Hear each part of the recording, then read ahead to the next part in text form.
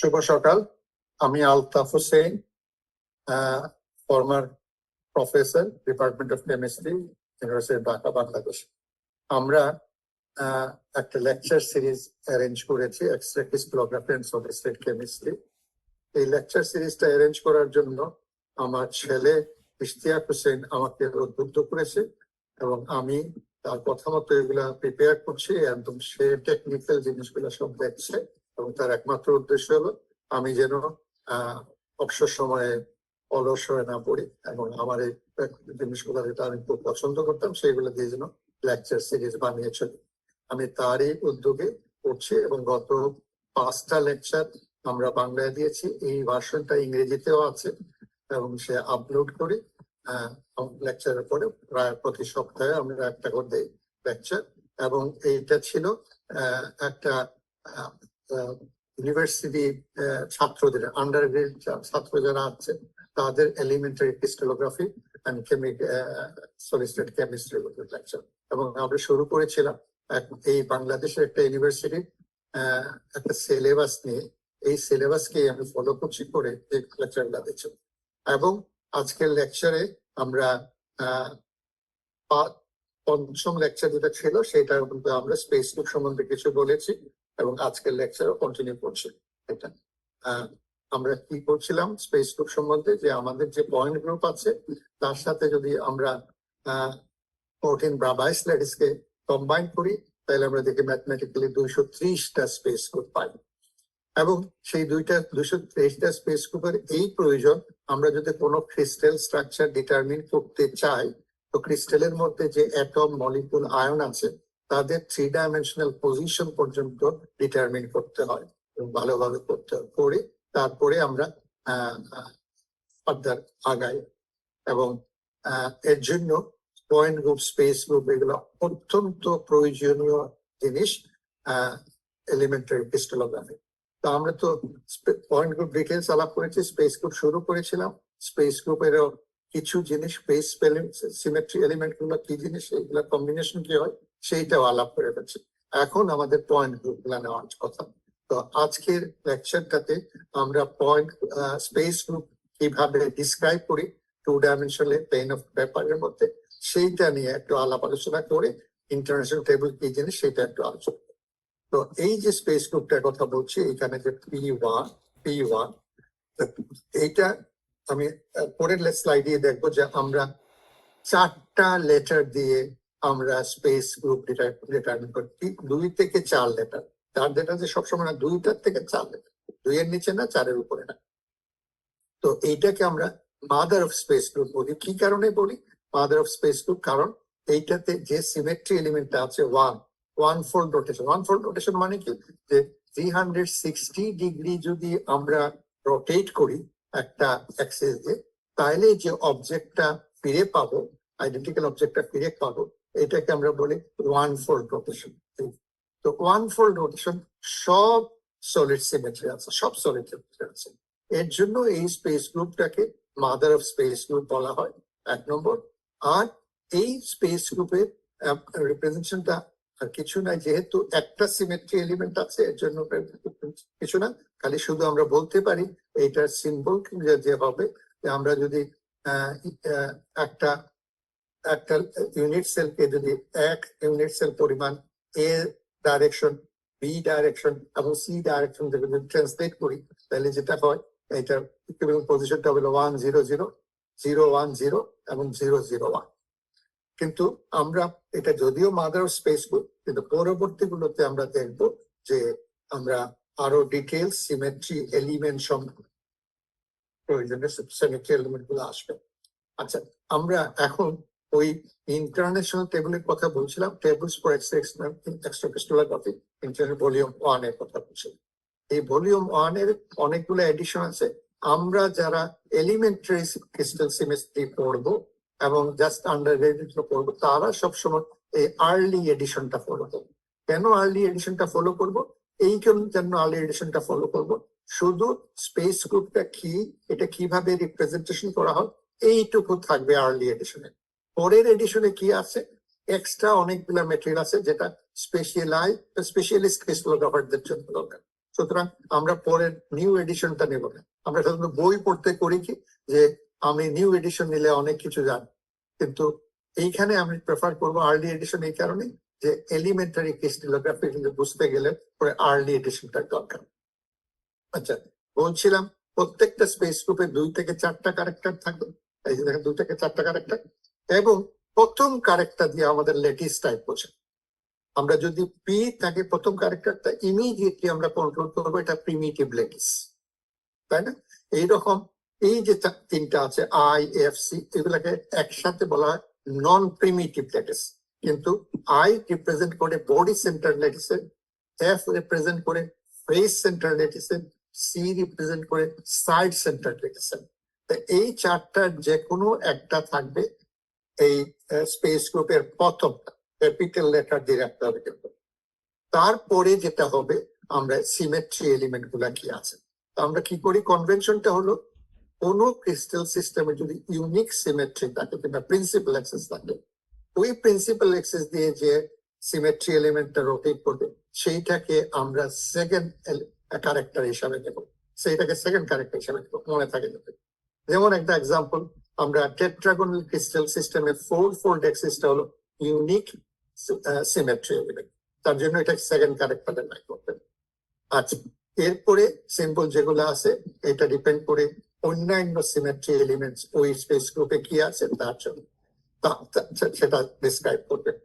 আচ্ছা, এরপরে আরেকটা জিনিস, আমরা যখন এই স্পেস গ্রুপগুলো রিপ্রেজেন্ট করি একটা পেপারে, আমরা প্যারালাগ্রামস করি, 2টা প্যারালাগ্রামস, এই যে একটা প্যারালাগ্রামস আর এই একটা প্যারালাগ্রামস। আপনি প্রত্যেকটা আপনারা দেখবেন ইন্টারন্যাশনাল টেবল ভলিউম 1-এ গেলে দেখবেন এই যে কোনো স্পেস গ্রুপে এই 2টা প্যারালাগ্রাম দেওয়া আছে। আচ্ছা, আরেকটা জিনিস আমরা সবসময় ইয়ে করি যে আমরা যখন এই প্যারাগ্রাম করবো, এটা হরাইজন্টাল যেটা আছে এটাকে আমরা ওয়াই ধরবো, এবং ভার্টিক্যাল যেটা আছে এটাকে এক্স ধরবো, আর এই লেফট কর্নারটাকে অরিজিন ধরবো। এই হলো মানে principle of representing space group in প্যারাগ্রামস। এইগুলো কিন্তু আমরা মনে রাখতে হবে। আচ্ছা, আর কি আরেকটা হলো যে আমাদের রাইট হ্যান্ডের যে প্যারাগ্রামটা থাকবে ওইখানে সিমেট্রি এলিমেন্টস এর ডেসক্রিপশন থাকবে, আর লেফট হ্যান্ডের প্যারাগ্রাম যেটা থাকবে ওইখানে ইকুইভ্যালেন্ট পজিশনের রিপ্রেজেন্টেশন থাকবে। আচ্ছা, এখন দেখেন আমরা পরেরটা নিলাম যেটাকে নাম্বার 2 বলি।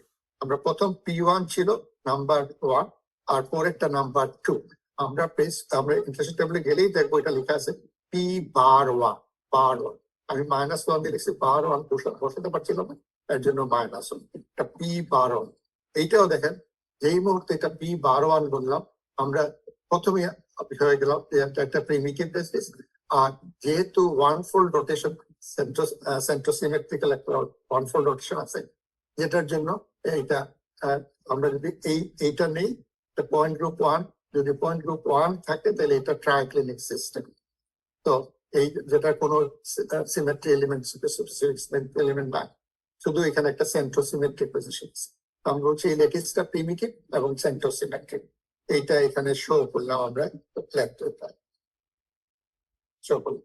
আচ্ছা, তারপরে আমরা এখন কি করতেছি যে কোন কোন জায়গায় সিমেট্রি এলিমেন্টটা আছে, কোন জায়গায় symmetry element, centre symmetry element আছে।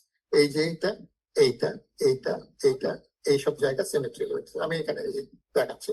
আমরা যদি এইটুকু নেই এবং এটাকে যদি ইউনিট বলি, তাহলে এই যে লেটেস্ট পয়েন্টটা যেটা আমরা অরিজিনের কাছাকাছি রয়েছে, এইটাকে যদি আমরা সেন্ট্রোসিমেট্রিক্যালি রোটেট করি তাহলে দেখবো যে এই পয়েন্টটা এইখানে আসছে। এখানে কি হচ্ছে, প্লাসটা হলো above the plane of paper আর মাইনাস সাইডটা হলো below the plane of paper, আর কমাটা দিয়ে আমরা বোঝাই এটা একটা এনানসিওমরফিক রিলেশনশিপ আছে। আমরা এখন আরেকটা যে কোনো একটা, যেমন ধরেন টেট্রাহেড্রা যদি নেই, আর সাধারণত টেট্রাহেড্রা একটা টেট্রাহেড্রার মধ্যে কোনো symmetry centre of symmetry element থাকে না, কিন্তু গ্রুপ অফ টেট্রাহেড্রা যদি নেই তাহলে দেখা যাবে যে আমরা সেন্টার অফ সিমেট্রি পাচ্ছি। আমি পরের স্লাইডে গিয়ে এটা দেখাই ফেলি। এই যে এইটা একটা টেট্রাহেড, এই যে এটা একটা টেট্রাহেড। এই টেট্রাহেডটার 4টা কর্নার থাকে, 1, 2, 3, 4, আর এইখানে দেখেন একটা সেন্টার অফ সিমেট্রি যদি হয় এই জিনিসটা লেফট হ্যান্ডেড যদি হয় এটা রাইট হ্যান্ডেড হয়ে গেলে immediately centre of symmetry right handed equivalent position হয়। তো ওই জিনিসটাই আমরা এই আগের স্লাইডে দেখাচ্ছিলাম যে আমাদের এই যে সেন্টার অফ সিমেট্রি এখানে আছে, সেন্টার অফ সিমেট্রি অরিজিনের কাছে আছে, mid the way centre of symmetry আছে, এইসব জিনিস। তো mid along the A B edges in the middle and of the C face, এই যে B along the B, এই যে A along mid আর সেন্টার অফ সিমেট্রি একটা আছে। তো এইগুলা যদি বিবেচনা করি, আমরা বিবেচনা করে দেখব যে এই স্পেস গ্রুপের জন্য কি কি ইকুইভ্যালেন্ট পজিশন থাকতে পারে। দেখেন এইখানে বাই কনভেনশন আমরা যদি ধরে নেই যে এই লেটিস পয়েন্টটা, মনে করেন এটা আমাদের লেটিস পয়েন্ট, মনে করেন এটা একটা অ্যাটম আমার, এটা যদি এক্স ওয়াই জেড, এই এক্স ওয়াই জেড এর একটা ফ্র্যাকশনাল ভ্যালু থাকবে between 0 to 1 X Y Z. তো এই এক্স ওয়াই জেড আছে, এইটাকে যখন আমরা সেন্ট্রোসিমেট্রির সাথে ইয়ে করলাম তখন দেখা যায় যে আমরা আরেকটা পয়েন্ট পাবো bar X bar Y bar Z. আপনারা জিজ্ঞেস করতে পারেন এখানে minus X minus Y minus Z লিখছে কেন? এই কারণে যে আমি বারটা দিতে পারছিলাম এক জায়গা থেকে কপি করে নিয়ে সেখানে আসছে, সবসময় বার দেওয়া যাচ্ছে না বলে আমি minus X minus Y minus Z means bar X bar Y by Z. এইখানে হলো এরকম bar one P bar one. আচ্ছা, তো এইখানে আমরা দুইটা ইকুইভ্যালেন্ট পজিশন পাই, আর প্রত্যেকটা দেখেন একটা ইউনিট সেলের পরে এই পয়েন্টটা আবার পাবো, তারপরে আর ওই দিক দিয়ে যদি ইউনিট সেল নেই তাহলে এই পয়েন্টটা আবার পাবো, এই দিক থেকে যদি ইউনিট সেলটা নেই এই পয়েন্টটা আবার পাবো। তো এই যে ঘুরে ঘুরে পেলাম সেটা সেন্টার অফ সিমেট্রির কারণ। আচ্ছা, তারপরে আমি যাই এই যে এখন এই কথাগুলো আমি অলরেডি বলে ফেলছি, সুতরাং এইটা আমরা ওই যে বলছিলাম যদি ওয়ান নেই একটা এই যে ঠিক কাছে যদি নেই একটা পজিশন যদি বলি মনে করি এটা পজিশন ওয়ান, তাহলে এই সেন্টার অফ সিমেট্রির জন্য পজিশন 2 ক্রিয়েট হয়, সেন্টার অফ সিমেট্রির জন্য পজিশন 2 ক্রিয়েট হয়। এইরকম আমরা অ্যাডজাসেন্ট ইউনিট সেলের জন্য এইটা ক্রিয়েট করতে পারি। তো যার জন্য আমরা এই একটু আগে আমরা বলছিলাম একটা টেট্রাহেড্রাতে কোনো সময় সেন্টার অফ সিমেট্রি থাকে না, কিন্তু একটা গ্রুপ অফ টেট্রাহেড্রাতে আমরা সেন্টার অফ সিমেট্রি দেখাবো। সুতরাং এইটাও আমরা আলাপ করে নিয়েছি আপনাদের। আচ্ছা, এখন আমরা আরেক কিছু কথা বলতে চাই ইকুইভ্যালেন্ট পজিশন সম্বন্ধে। একটা করলাম জেনারেল ইকুইভ্যালেন্স পজিশন, আরেকটা special equivalent position. Special equivalent position কোনটা? আমরা জেনারেল পজিশন যেটা আছে এইটা যদি কোনো কারণে সেন্টার অফ সিমেট্রি যেটা আছে ওই সেন্টার অফ সিমেট্রির উপরে পড়ে যায়, তাহলে আমরা এটা বলবো জাস্ট সেন্টার অফ সিমেট্রি, যেমন ধরেন এইখানে এটা পড়ে গেল, এখানে পড়ে গেল, তখন আমরা এই পজিশনটাকে বলবো খালি সেন্টার অফ সিমেট্রি না, যে কোনো স্পেস সিমেট্রি এলিমেন্টের উপরে যদি একটা ল্যাটিস পয়েন্ট পড়ে তখন এই পজিশনটাকে আমরা স্পেশাল পজিশন বলে, equivalent position, special equivalent position. তো এইরকম কয়টা স্পেশাল ইকুইভ্যালেন্ট পজিশন হতে পারে? দেখেন 0 0 হতে পারে, একটা হাফ 0 0 হতে পারে, 0 হাফ 0 হতে পারে, 0 0 হাফে হতে পারে, হাফ হাফ 0 হতে পারে, হাফ 0 হাফে হতে পারে, 0 হাফ হাফ হতে পারে, এবং লাস্টলি হাফ হাফ হাফে হতে পারে। এটা প্রত্যেকটা কিন্তু সেন্টার অফ সিমেট্রির যে পজিশনটা আছে ওর উপরে পড়ে গেছে।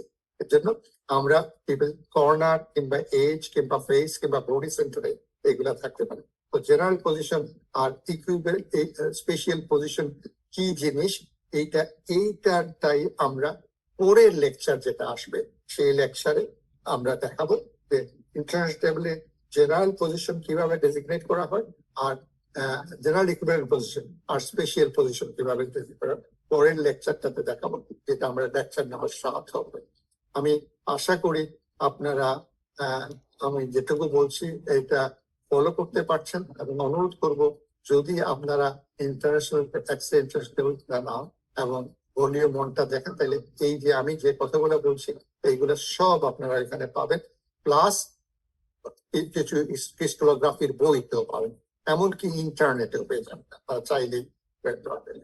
কিন্তু প্র্যাকটিস করলে দেখবেন এটা আপনাদের জন্য অনেক অনেক সহজ মনে হবে এবং বুঝতে পারবেন আমরা কি নিয়ে আলোচনা করছি।